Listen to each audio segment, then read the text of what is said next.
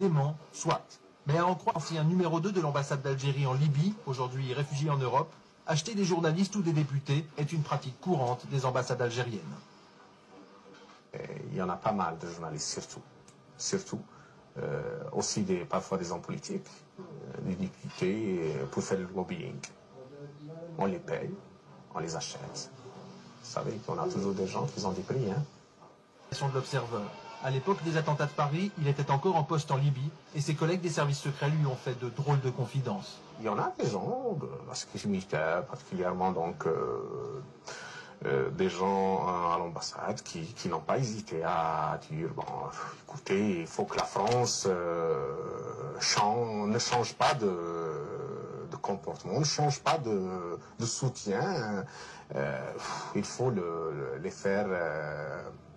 Vous allez dire les conduire dans un sens donné. Je crois que les bombes, c'était surtout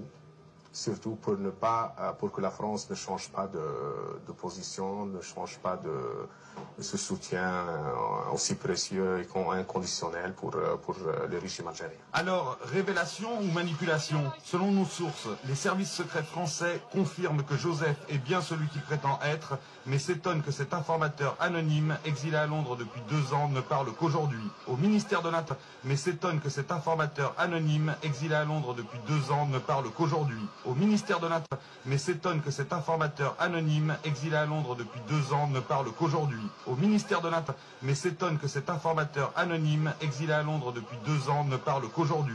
Au ministère de l'Intérieur, mais s'étonne que cet informateur anonyme, exilé à Londres depuis 2 ans, ne parle qu'aujourd'hui. Au ministère de l'Intérieur,